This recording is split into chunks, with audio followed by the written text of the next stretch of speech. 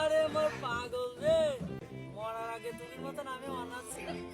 ওসব কথা বাদ দিয়ে কাজের কথা। তোরা কি করতে আসিস এখানে বল? না আমরা আইলাম এমনি একটু বাগানটা ঘুরে বেড়াচ্ছি। তোমাদের এই বাগানে নাকি অনেক ভূত আছে, আমার সংসারে অনেক অভাব। তোমাদের পাশে নাকি একটি সোনার হাড়ি আছে, তোমাদের সোনার হাড়িটা যদি দিতে আমি অনেক দিন দায়ী আমি শোধ করতে পারতাম। ভাই মানে মরার আগে আমার তোর মতো সাইডি পোতা ছিল, আর তুই ভাই বলতিস আমার? হেই তুই চুপ হ, সবসময় বড় মুখে ছোট কথা কইস। ভূত ভাই না দাদা, তুমি ওর কথায় যে কানবি না, তুমি আমার কথা শোনো। যেহেতু ভূত, এর কাছে নিশ্চয়ই হাড়ির লোকেশন আছে।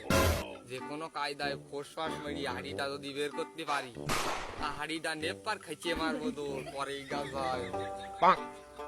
দাদা। এই বাগানে নাকি হাড়ি আছে, হাড়ির গল্প আমরা খুব শুনেছি। একটু দেখাতেন, আমরা সবাই দেখি দূর হতাম, ইয়াং জেনারেশন মানুষ, মনের মধ্যে একটু কৌতূহল জাগে। দেখাই দেন, আমরা দেখি দূর হয়। তোর কথা সংলাপ ঠিক আছে, তোর কথার অনুরোধে আমি হাড়ি দেখাতে পারি, কিন্তু হাড়ি দেখার পর এখানে এক মুহূর্ত থাকা যাবে না, দূর হয়েছে নিতে হবে। 1 মিনিট দাঁড়া। খিরিং বিরিং খিরিং খা, হাড়ি চুরি হয়।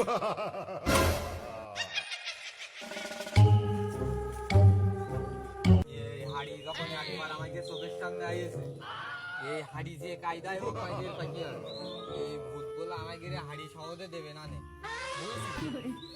এই হাড়ি আমি খুব কইনে দৌড় মারতে পুরা যে কায়দায় যেভাবে পারি ভাই চুরি বাইসে যায় পরে ভাগ ভাগ করে নেওয়ানে হাড়ি আমি খুব কইনে দৌড় মারতে। ভূত কানে গেল?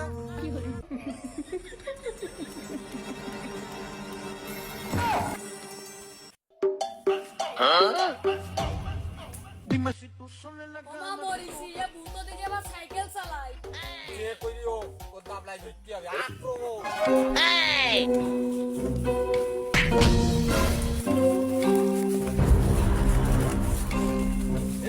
এই পালে হবে না নে, দুজন অমবিন যা আর দুজন অমবিন যা।